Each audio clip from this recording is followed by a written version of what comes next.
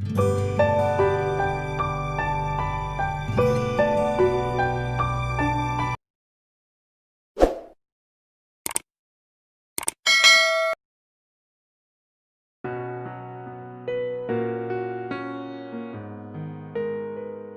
बच्चों, आज मैं आप लोगों को मौलिक अधिकार और कर्तव्य के बारे में बताने का प्रयास करने जा रहा हूं। आप लोग इसे ध्यान से सुनेंगे।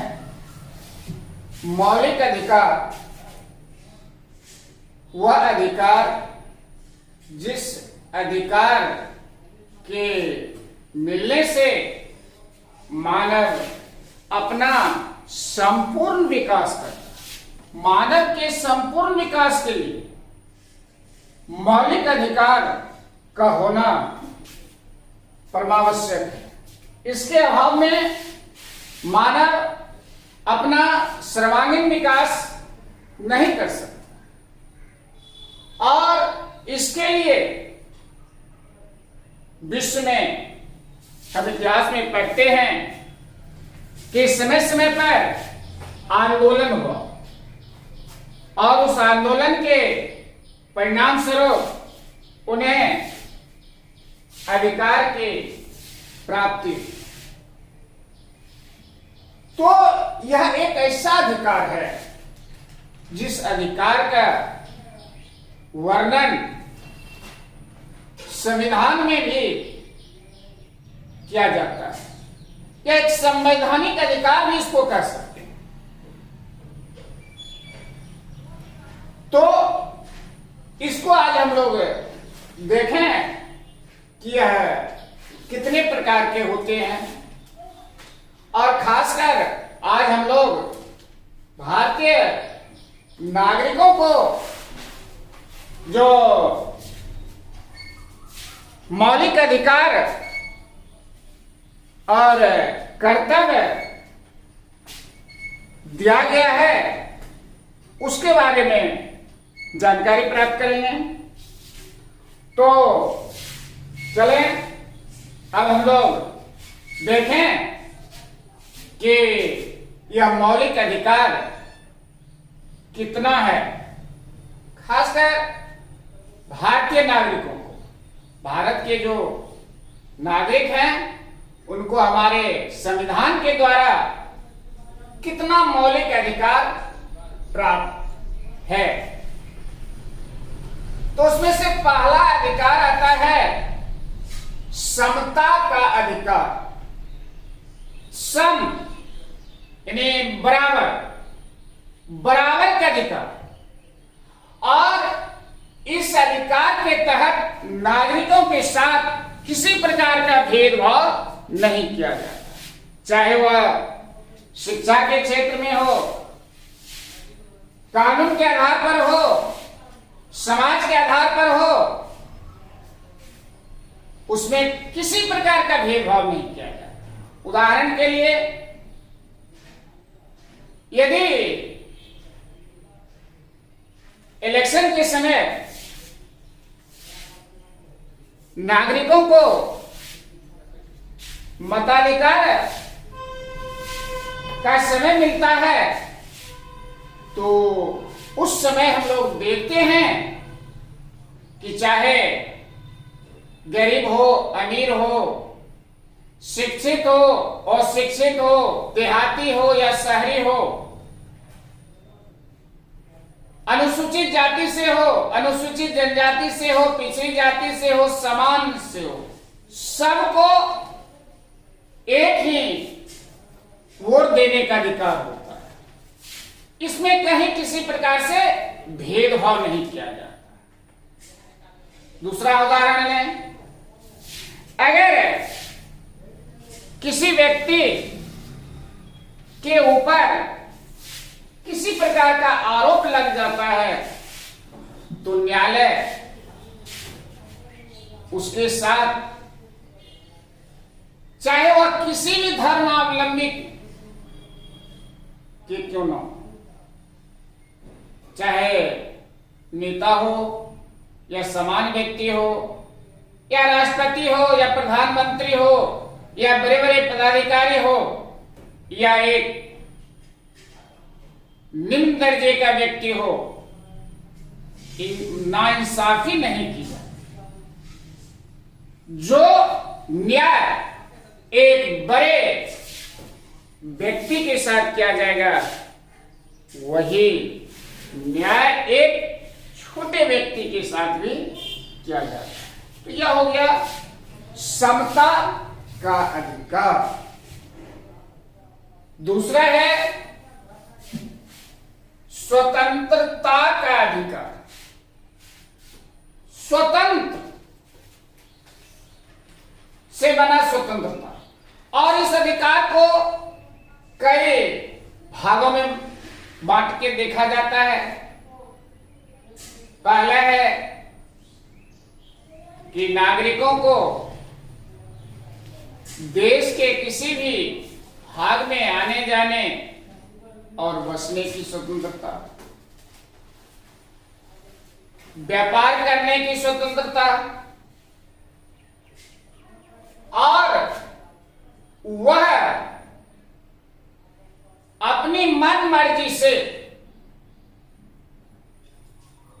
किसी भी देश में समान स्थिति और जा सकते हैं।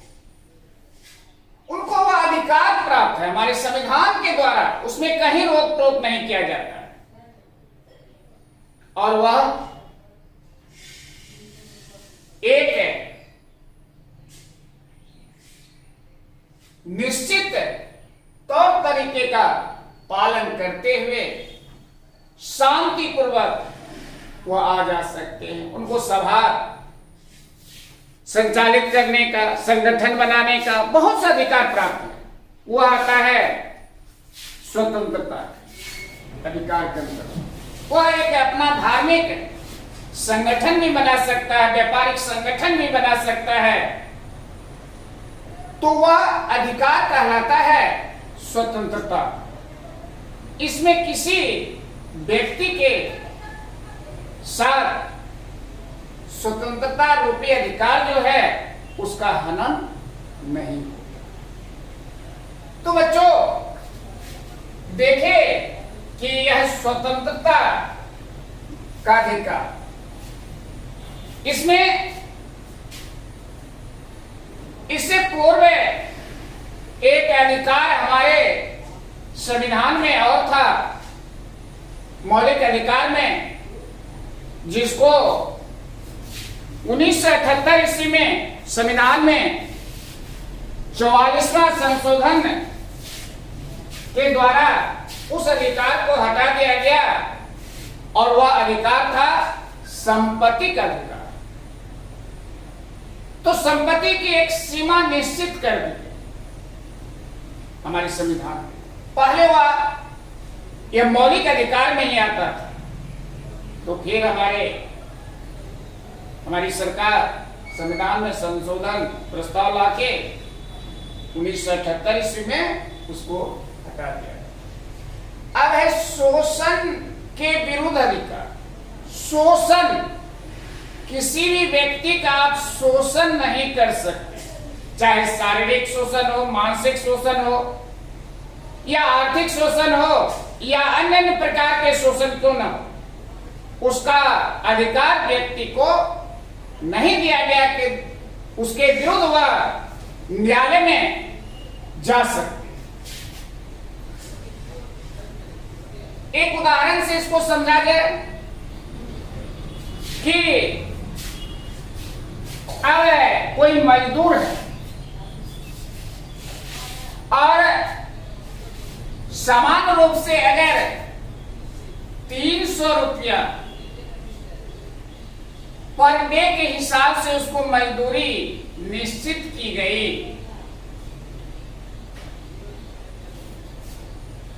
तो वह मजदूरी कम करके नहीं दी जा सकती, चाहे काम करने वाले व्यक्ति पुरुष हो या महिला, कोई भेदभाव नहीं। अगर ऐसा करते हैं तो वह शोषण का, उचित मजदूरी देनी चाहिए, चाहे वह काम करने वाले व्यक्ति पुरुष हो या महिला। यह नहीं कि महिला काम कर रही है एक ही प्रकार के, आप पुरुष भी कर रहे हैं तो एक को देंगे 300, एक को देंगे 200, यह गलत है। ऐसा नहीं होता। अगर कोई व्यक्ति भूलवश ऐसा करते हैं तो आओ वह काम करने वाले व्यक्ति कोर्ट में, न्यायालय में या मुकदमा कर दे, केस कर दे संबंधित व्यक्ति पर, तो उस व्यक्ति को न्यायालय सजा दे सकता। भले वह चोरी छिपी में चल रही हो अलग बात है, लेकिन कानूनतः जो है यह ऐसा नहीं। तो यह हो गया शोषण के विरुद्ध। और शोषण के विरुद्ध में और नैतिकता का, किसी महिला से अनैतिक कार्य नहीं कराए जा सकते, किसी बच्चे से अनैतिक कार्य नहीं कराए जा सकते। तो यह प्राप्त व्यक्ति है, प्राप्त व्यक्ति को जो अधिकार है वह आता है शोषण के विरुद्ध अधिकार करता है। चौथा है मौलिक अधिकार में धार्मिक स्वतंत्रता का अधिकार। धर्म से बना धार्मिक, धर्म के मामले में व्यक्ति स्वतंत्र है। उस पर किसी भी समाज के द्वारा, किसी भी राजनेता के द्वारा या किसी भी व्यक्ति के द्वारा जबरदस्ती हम किसी विशेष धर्म को मानने के लिए बाध्य नहीं कर सकते। व्यक्ति की इच्छा पर डिपेंड है कि वह किस धर्म को माने। व्यक्ति को अधिकार है। हम लोग देखते हैं भारत में, खासकर अपने समाज में, कि अन्य अन्य धर्म के लोग रहते हैं। हिंदू है, मुस्लिम है, सिख है, ईसाई है, जैनी है, पारसी है, बौद्धिस्ट है और बहुत प्रकार के। किसी का विश्वास हो गया कि हम को भगवान खुदा गॉड वृक्ष में है तो वृक्ष की ही पूजा करते हैं। किसी का विश्वास हो गया कि पशु में भगवान का रूप है तो उसी की पूजा करते हैं। कोई मंदिर जाते हैं, कोई मस्जिद जाते हैं, कोई गुरुद्वारे जाते हैं, कोई चर्च जाते हैं, कोई कहीं कोई कहीं। उसके लिए वह स्वतंत्र है। जबरदस्ती किसी के साथ हम विशेष धर्म को मानने के लिए बाध्य नहीं कर सकते। अगर ऐसा कोई व्यक्ति करते हैं तो उसके विरुद्ध संबंधित व्यक्ति न्यायालय में अपना मुकदमा दायर कर सकते हैं और मामला सही होने पर उस व्यक्ति के साथ कठोर से कठोर कार्रवाई की जा सकती। तो यह हो गया धार्मिक। धर्म क्या चीज है? धर्म एक विश्वास और जिसका विश्वास जिस पर जम जाता है उस विश्वास को आप उससे अलग नहीं कर सकते। धर्म जो है आस्था की चीज, विश्वास की चीज, ये विश्वास पर टिका हुआ है। और कहीं भगवान भी कहे हैं या किसी कवि की उक्ति है कि मोको कहां ढूंढो रे बंदे, मैं तो तेरे पास हूं। यानी कोई हरिद्वार जाते हैं, कोई मथुरा जाते हैं, कोई काशी जाते हैं, कोई मक्का, कोई मदीना, कोई कहीं कोई कहीं, तो वह उसके विश्वास पर है। कोई घर पर ही रह के पूजा करते हैं, कोई तीर्थ पर स्थान पर जाके पूजा करते हैं, कोई मंदिर में, कोई कहीं, कोई कहीं, कोई कहीं। तो वह धर्म की है, आस्था की चीज, जिसको जिसमें तो हमारे संविधान के द्वारा यह अधिकार दिया गया है कि धर्म के मामले में व्यक्ति स्वतंत्र, उस पर किसी का जबरदस्ती नहीं चलेगा। पांचवा मौलिक अधिकार में आता है शिक्षा और संस्कृति का। हर व्यक्ति को, हर नागरिक को शिक्षा प्राप्त करने का अधिकार होता है। उस अधिकार से आप किसी को वंचित नहीं रख सकते।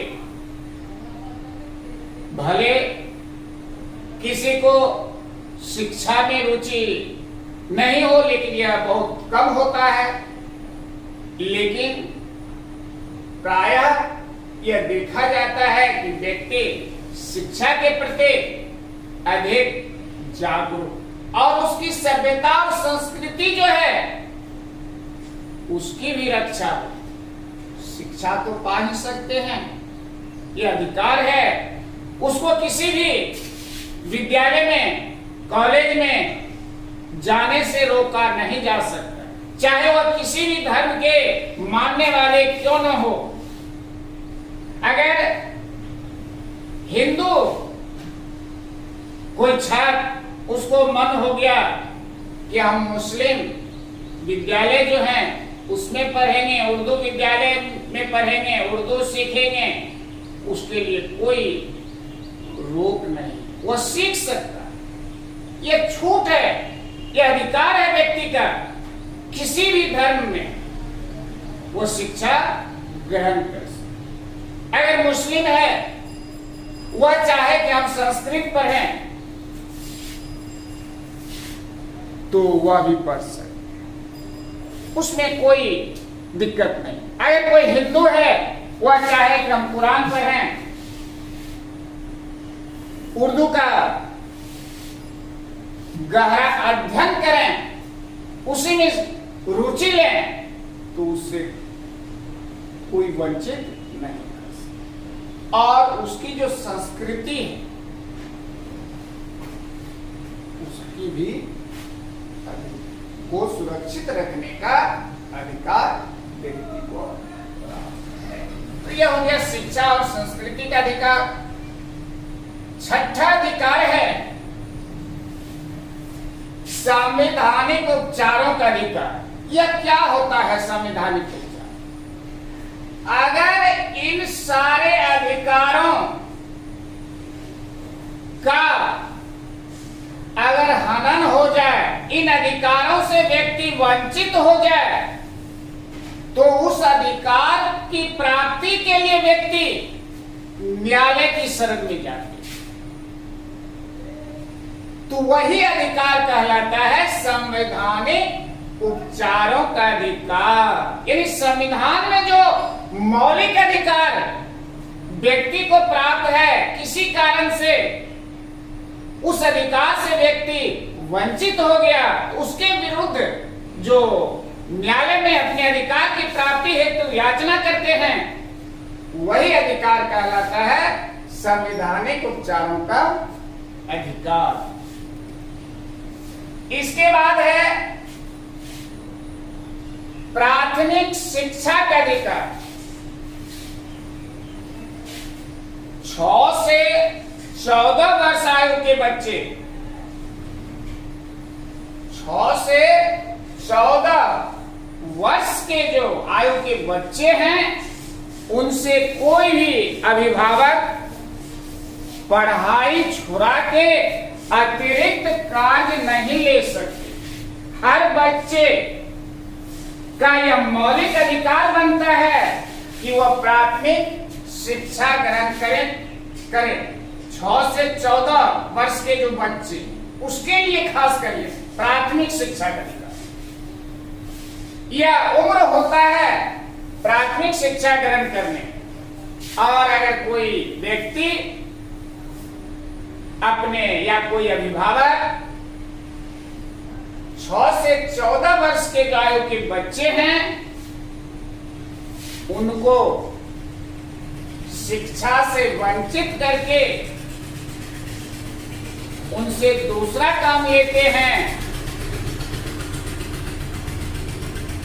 तो वह संविधान के विरुद्ध कार्य होता है और उस अधिकार की प्राप्ति के लिए वह कोई शिकायत कर दे कि अमुक व्यक्ति अपने बच्चे को विद्यालय न भेजकर वह उससे घरेलू कार्य करवाते हैं, होटल में, ढाबों पर या कहीं नौकरी लगाते हैं, तो उस माता पिता के विरुद्ध मुकदमा दर्ज हो। और जो व्यक्ति इस उम्र के बच्चे से कार्य लेंगे उस व्यक्ति को भी जेल की हवा खाने पड़ सकती है।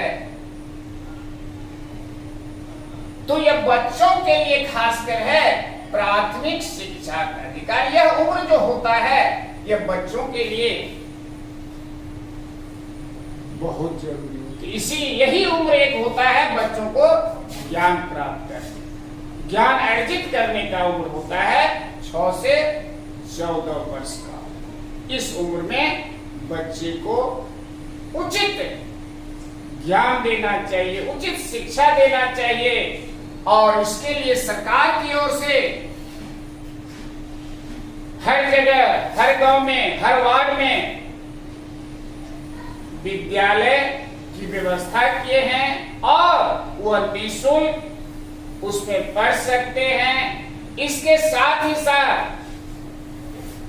इन बच्चों के लिए मध्याह्न भोजन की व्यवस्था की गई है, निःशुल्क पाठ्य पुस्तक की व्यवस्था की गई है। इसके बाद पोशाक की राशि दी जाती है, स्टाइपेंड दिए जाते हैं, बहुत सुविधा बच्चों को है सरकार की ओर से। तो यह हो गया हमारा मौलिक अधिकार। एक बात और जान लें मौलिक अधिकार में कि यह अधिकार तो नागरिक को प्राप्त है, इसमें कहीं शंका नहीं, लेकिन किसी विशेष परिस्थिति में कुछ दिनों के लिए और समान स्थिति में इन अधिकारों से नागरिक को वंचित किया जा सकता है कुछ दिनों की। पुनः समान स्थिति आने पर यह अधिकार पुनः मिल जाए। तो कहीं कहीं विद्वानों ने कहा है कि मौलिक अधिकार एक हाथ से दिया जाता है तो दूसरे हाथ से लिया भी जाता है। लेने का मतलब यह कि असमान स्थिति में इस अधिकार से नागरिकों को वंचित करते हैं। जैसे एक देखे कि स्वतंत्रता का अधिकार, तो स्वतंत्रता का अधिकार जैसे है कि व्यापार करने का, ठीक है, व्यापार आप कर सकते हैं। तो हमारे बिहार में एक समय था कि मद्यपान की बिक्री होती थी, व्यापारी लोग उसका व्यापार करते थे, उत्पादन करने वाले उत्पादन भी करते थे, उसका सेवन करने वाले सेवन भी करते थे। परंतु बिहार की सरकार उस पर एक कानून बना के रोक लगा कि यह बेचना, उत्पादित करना और इसका सेवन करना कानूनन अपराध। तो उस दिन से वह अधिकार व्यक्ति का जो था वैसा व्यापार करना, सेवन करना, उत्पादित करना यह बंद।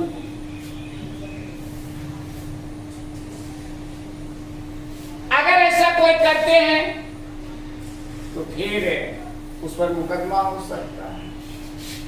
एक इसमें और अधिकार था कि देश के किसी भी भाग में आने जाने की स्वतंत्रता अधिकार है। मान लिया जाए कि एक लखनऊ शहर है और उस शहर में सांप्रदायिक दंगा हो, सांप्रदायिक दंगा छिड़ गया है और सरकार रोक लगा दिए कि कोई धर्म विशेष के लोग या नेता लोग या कोई उस प्रकार के लोग उस क्षेत्र में नहीं जा सकते हैं, जिससे यह धार्मिक उन्माद और फैल जाए, दंगा फसाद और बढ़ जाए, तो उसको जाने से रोक सकते हैं। इसको जाने के लिए इस सीमा में नहीं दे सकते, लेकिन अधिकार है, समान स्थिति में अधिकार है कि यह जा सकता है कहीं, लेकिन विशेष और समान स्थिति हो गई। अगर यह जाते हैं तो और दंगा भड़क सकता है, इसलिए एहतियात के तौर पर इसको जाने से मना कर दी कि आप उस क्षेत्र में न जाएं। हो सकता है कि आपके जाने से और धार्मिक उन्माद फैल जाएगा, दंगा फसाद और अधिक हो जाएगा, इसलिए उनको जाने से उस विशेष परिस्थिति में रोक सकते। तो यह हुआ लेगा। तो लेते हैं कब? यानी मौलिक अधिकार दिए, लेकिन लेते हैं कब? यदि वापस कब लेते हैं? विशेष परिस्थिति में, खासकर उस क्षेत्र का माहौल जब अच्छा नहीं रहता है, तो उस स्थिति में इस अधिकार से कुछ दिनों के लिए व्यक्ति को वंचित किया जा सकता है। तो यह हो गया हमारा मौलिक अधिकार। अब हम लोग एक बात और जान लें कि व्यक्ति मौलिक अधिकार के लिए संघर्ष तो करता है, खूब संघर्ष करता है, आंदोलन करता है, भूख हड़ताल आदि आदि, परंतु अपने कर्तव्य को भूल जाते हैं कि हमारा कर्तव्य क्या है। उदाहरण के लिए एक और देखें, इससे हटकर कि हर संतान को यह अधिकार प्राप्त है कि मौलिक ये पैतृक संपत्ति जो है उसमें ये हिस्सा ले सकती है। पैतृक संपत्ति में अधिकार है उनकी संतान को प्राप्त करने। ठीक है, मान लिया जाए कि 10 एकड़ जमीन है, 5 भाई है, 2-2 एकड़ मार, तो उसके साथ उन संतानों का कर्तव्य भी बनता है कि अपने माता पिता की सेवा शुश्रूषा भी करें, उनकी देख रेख भी करें। या नहीं कि संपत्ति में तो अधिकार ले लिए, सब भाई बांट लिए, फिर उनकी बुढ़ापे में देख रेख कौन करेंगे, उनकी सेवा कौन करेंगे? तो सेवा करना वह कर्तव्य है। और उनकी पैतृक संपत्ति में आप हिस्सेदारी लिए, यह अधिकार है। तो अब हम लोग मौलिक अधिकार को देखें। अब देखें कि मौलिक कर्तव्य क्या है हमारे देश के नागरिकों का। इतने मौलिक अधिकार तो हमको मिल गया, लेकिन हमारा धर्म क्या बनता है?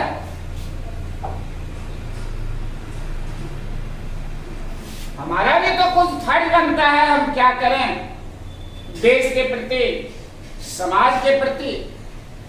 मेरा भी तो कर्तव्य बनता है। तो चलो देखें कि हमारा क्या कर्तव्य बनता है, भारत के नागरिकों का क्या कर्तव्य है, मौलिक कर्तव्य। पहला है संविधान का पालन करना, संविधान में जो बातें हैं उन बातों पर अमल करें, उनका अक्षरशः पालन करें, अपने जीवन में उतारें।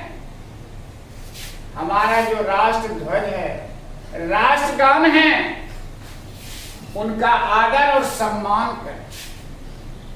अगर आप ऐसा नहीं करते हैं तो आप एक अपराधी की श्रेणी में गिने जाएंगे, आप एक देशद्रोही कहलाए।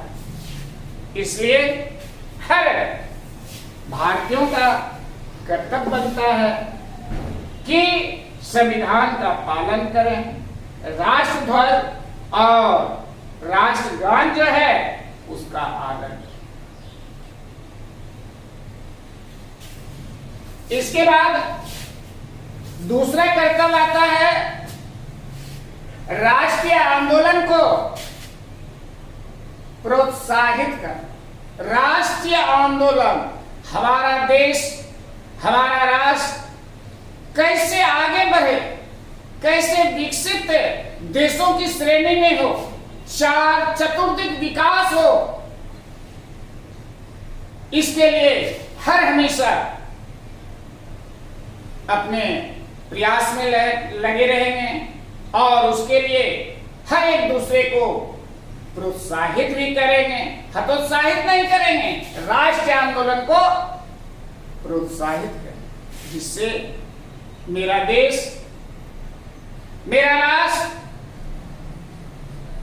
हर मामले में आत्मनिर्भर हो जाए, दूसरे के लिए जाना न पड़े।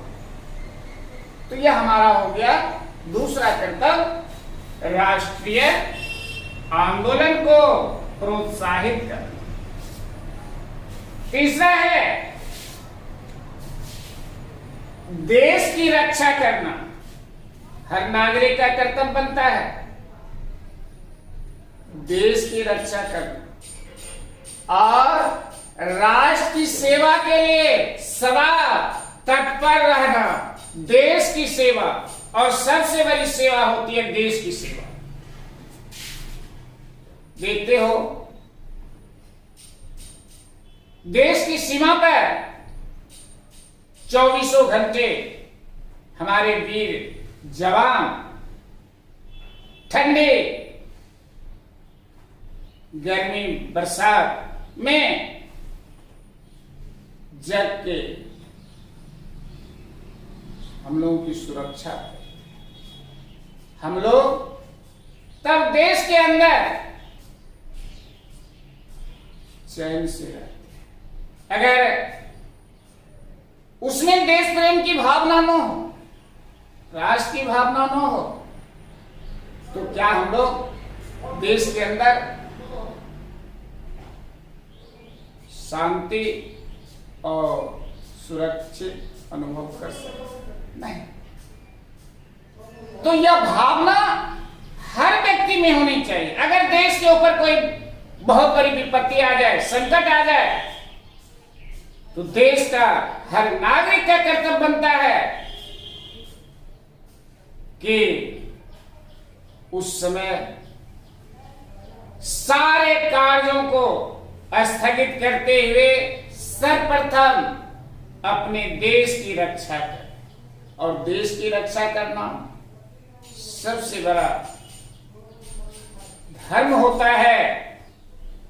देश बचा रहेगा तभी हम लोग बचे रहेंगे, देश नहीं रहेगा तो फिर हम लोग कहां हैं? इसलिए हमारा कर्तव्य है, परम कर्तव्य है, पुनीत कर्तव्य है, सबसे बड़ा कर्तव्य है कि देश की रक्षा और राष्ट्र की सेवा के लिए सदा हमेशा तैयार रहें। तो बच्चों, ये चौथा मेरा कर्तव्य हो गया। ये तीसरा, चौथा है सभी भेदभाव को भुलाकर भाईचारा रखें। यदि आपस में किसी प्रकार का किसी के भूलवश कोई अपराध हो गया या कोई मनमुटाव हो गया, तो मिल बैठकर उसको अपने आप में समाधान कर लेंगे और भाईचारा जो है, प्रेम जो है, सौहार्द जो है, आपस में भाई भाई के बीच जो कर्तव्य बनता है उसको बढ़ावा दे, उसको बढ़ावे आगे, तभी हमारा देश, हमारा राष्ट्र, हमारा समाज आगे बढ़ सकता है। चाहे हिंदू हो, मुसलमान हो, सिख हो, ईसाई हो, जैनी हो, पारसी हो, जरदोश्त हो या अन्य धर्म के लोग, आपस में मिलकर रहना चाहिए। चाहे भले धर्म अलग क्यों ना हो, मजहब अलग क्यों ना हो, लेकिन भाईचारा की जो भावना है उसको बरकरार रखें, तभी हम आगे बढ़ सकते हैं। अगर यह नहीं रहेगा, इससे वंचित हो जाएंगे, तो फिर भाईचारे की भावना नहीं। इसलिए सारे भेदभाव को भुला देंगे और प्रेम से रहेंगे, एकजुट होकर रहेंगे और भाईचारा की जो भावना है, प्रेम की जो भावना है, उसमें उत्तरोत्तर बढ़ोतरी करते चले गए, तभी हमारा विकास संभव। पांचवा है अपनी संस्कृति की संपन्न परंपरा का सम्मान करना और उसे सुरक्षित रखना। अपनी संस्कृति होती है, अपनी एक पहचान होती है, उसको और अधिक संपन्न बनाए, यानी को छोड़ दें। जो हमारी सभ्यता और संस्कृति है उसको बरकरार रखते हुए उसको और अधिक विकसित करते हुए उसकी सुरक्षा भी करें, उसको टूटने नहीं देंगे। यह मेरा पांचवा कर्तव्य बनता है। छठा कर्तव्य जो है वह है वन, इन फॉरेस्ट, झील, नदी, तालाब, पोखर, जंगली जीव आदि की रक्षा करना। वन है उसमें अवैध रूप से कटाई न करें, झील है उसको गंदा न करें, नदी है उसको प्रदूषित न करें, और जंगल में जो रहने वाले जितने जीव हैं उन जीवों की रक्षा करें। और सुना होगा कि यही जंगली जीव एक काला हिरण था जिसको सलमान खान मार दिए थे और उस पर मुकदमा हो गया था, जेल जाना पड़ा। तो मेरा कर्तव्य बनता है कि जो भी जंगली जीव हैं उनकी सुरक्षा करें, वन को सुरक्षित करें, वन को विकसित करें, नदी जो है उनको प्रदूषण मुक्त रखें, झील जो है उनको प्रदूषण मुक्त रखें। आजकल देखा होगा किसी किसी क्षेत्र में कुछ असामाजिक तत्व नदी या झील में अपनी निजी आर्थिक लाभ के लिए कुछ दवाई देकर मछली को मार के निकाल के बेच डालते हैं, लेकिन उससे हमारा क्या होता है? उस नदी का पानी प्रदूषित हो जाता है और मछली जो नदी का झील का सफाई कर्मी है, उसको यह मानव अपने आर्थिक लाभ के लिए, अपने निजी लाभ के लिए मार के निकाल लेते हैं, साथ ही साथ उस जल को प्रदूषित कर देते। बहुत सी मछलियां उसी में सड़ गल के और प्रदूषण को फैला देती। तो ऐसा नहीं करना चाहिए। मानवता का भी ख्याल रखना चाहिए। हाँ, आपकी इच्छा है कि आप मछली खाते हैं, आप मछली खाने के शौकीन हैं, तो 2-4 मछली उसमें से निकलवा लीजिए, खा लीजिए, लेकिन सारी मछली को एक साथ नष्ट न करें। 7वां है वैज्ञानिक दृष्टिकोण। मानवतावाद, ज्ञानार्जन और सुधार का भावना विकसित कर। इसमें सबसे अधिक है वैज्ञानिक दृष्टिकोण अपनाना।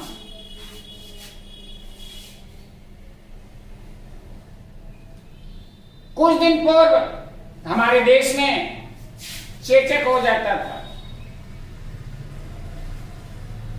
तो गांव समाज के लोग कहते थे कि भगवती नाखुश हो गई है, पूजा पाठ करो, फिर ठीक हो जाए। संयोग से एकाध ठीक भी हो जाते होंगे, परंतु अधिकांश काल कवलित हो, उन्हें डॉक्टर से इलाज नहीं कराते। तो यह हमारी गलत सोच थी, परंपरा थी। आज देख रहे हो चेचक कहां भाग, किसके बदौलत? विज्ञान के बदौलत। अगर वह विज्ञान विकसित नहीं होता, उसका वैक्सीन नहीं आता, टीकाकरण नहीं होता, तो क्या भागता? नहीं भागता। तो वैज्ञानिक दृष्टिकोण को अपनाना चाहिए। पोलियो की दवाई दी जा रही है, उसकी वैक्सीन दी जा रही है।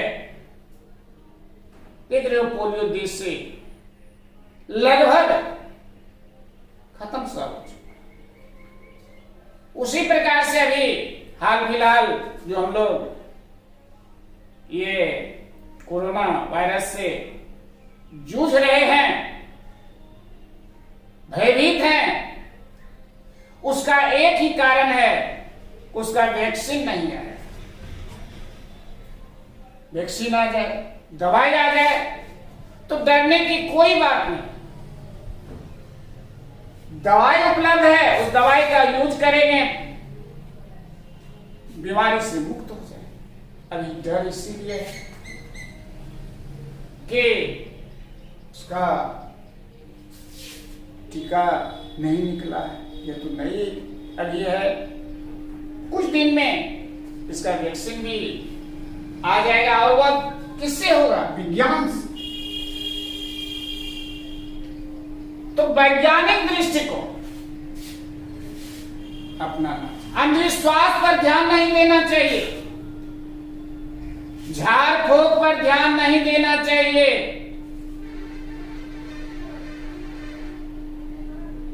और जहां उसका इलाज सही है वहां जाना चाहिए, डॉक्टर के पास जाना चाहिए। गांव घर में अभी भी देखते हो कि किसी को सर्प अगर काट लेता, हालांकि इसमें बहुत सुधार हुआ है, सर्प काटने पर वे गांव घर में मंत्र देने वाले, झाड़ फूक करने वाले ओझा गुनी के पास है। क्या होता है? मर जाते थे। एक आध बच जाता था, और बचता होगा शायद मेरे ख्याल से वही जिसको विषहीन सांप ने काटा। अब विषैला सांप काट लेने पर कुछ नहीं उससे होता था, मर जाती थी। और बाद में यही कहकर संतोष करते थे कि इसको लिखा हुआ था या इसको किसी गाय ने मंत्र उंतर से यह करवा दिया। तो इस पर नहीं विश्वास करना, अंधविश्वास से दूर रहना है, वैज्ञानिक दृष्टिकोण से देखना है, सोचना है, कोई दिक्कत कहीं नहीं होगी। सब काट ले, जगह जगह हॉस्पिटल है, वहां तुरंत उसको ले जाइए, इलाज में दीजिए, स्वस्थ हो जाएंगे, ठीक हो जाएंगे। तो वैज्ञानिक दृष्टिकोण अपनाना चाहिए, मानवता की जो भावना है उसको विकसित करना चाहिए, ज्ञान का अर्जन करना चाहिए। और वैज्ञानिक विकास कब होगा? जब हम अधिक से अधिक ज्ञान अर्जन करें। क्या अनपढ़ व्यक्ति एक डॉक्टर बन सकता है, एक इंजीनियर बन सकता है, एक वैज्ञानिक बन सकता है? नहीं। वह कब बनेंगे? जब उनके पास सही ज्ञान होगा, शिक्षा होगा। और शिक्षा मानव का बहुत बड़ा दर्पण होता है। इसके बाद 8वां है देश की संप्रभुता और एकता। देश की जो संप्रभुता है, सॉवरेनिटी है, और अखंडता, देश हमारा टूटे नहीं, देश की सर्वोच्च सत्ता जो है वो बरकरार रहे और मेरा देश अखंड रहे। इसके लिए हर हमेशा हम लोगों को तैयार रहना चाहिए और अखंडता की रक्षा करनी चाहिए। यह हम लोगों का 8वां कर्तव्य है। उसके बाद है सार्वजनिक संपत्ति की रक्षा। सार्वजनिक संपत्ति वह संपत्ति जिस संपत्ति पर हम सबों का अधिकार है, किसी खास व्यक्ति या समूह का अधिकार नहीं होता, वह कहलाता है सार्वजनिक संपत्ति। जैसे विद्यालय, अस्पताल, रेल मार्ग, सड़क मार्ग, हवाई अड्डा, महाविद्यालय, ये सब क्या है? ये सब सार्वजनिक संपत्ति। तो इसकी हम लोग सुरक्षा करें, इनकी रक्षा करनी चाहिए। जो भी सरकारी संपत्ति है वह सार्वजनिक संपत्ति मानी जाती है, तो उनकी हम लोगों को रक्षा करनी चाहिए। और जब हम रक्षा करेंगे तो वह किसके लिए काम आएगा? हम ही लोगों के। अगर विद्यालय में तोड़फोड़ कर देंगे, बैंक टैक्स को बर्बाद कर देंगे आंदोलन करके, तो क्षति किसकी होगी? क्षति हमारी ही होगी। हमारे बच्चे फिर जो उस जगह पहुंचेंगे उसको बहुत सी कमी महसूस होगी। इसलिए बच्चों, हम लोगों को चाहिए कि सार्वजनिक संपत्ति की हर संभव रक्षा करें। इसके बाद 10वां है राष्ट्र के विकास के लिए। ऊपर में भी चर्चा कर चुके हैं कि राष्ट्र के विकास के लिए अधिकतम प्रयास करें। हमारा राष्ट्र कैसे आगे बढ़ेगा, कैसे वह उन्नति की चोटी पर पहुंचेगा, इसके लिए हम सबों को मिलकर एकजुट होकर आगे कार्य करना होगा, अधिक से अधिक प्रयास करना होगा। और हम सबों का प्रयास ही देश को उन्नति की चोटी पर ले जाएगा। प्रयास नहीं करेंगे तो कैसे पहुंचेगा? हम प्रयास करेंगे तो स्वयं को लाभ तो मिलेगा ही, साथ ही साथ दूसरे को भी लाभ मिलेगा और सबका वह विकास देश का विकास कहा। तो बच्चों, यह 10 नंबर का 11वां और अंतिम है। 6 से 14 वर्ष तक के जो बच्चे हैं, 2002 में यह कानून बन चुका है प्राथमिक शिक्षा का, कि हर अभिभावक का कर्तव्य है, समाज के हर व्यक्ति का कर्तव्य है, एक एक व्यक्ति का यह कर्तव्य है कि वह इस आयु वर्ग के जो बच्चे हैं उनको विद्यालय तक पहुंचावें, विद्यालय भेजें, और पढ़ाई का यह इसका सुनहरा अवसर होता है, मौका होता है। यह प्राथमिक शिक्षा से वंचित रह जाएंगे इस उम्र में तो फिर आगे बहुत दिक्कत। इसलिए हर समाज का, खासकर माता पिता का,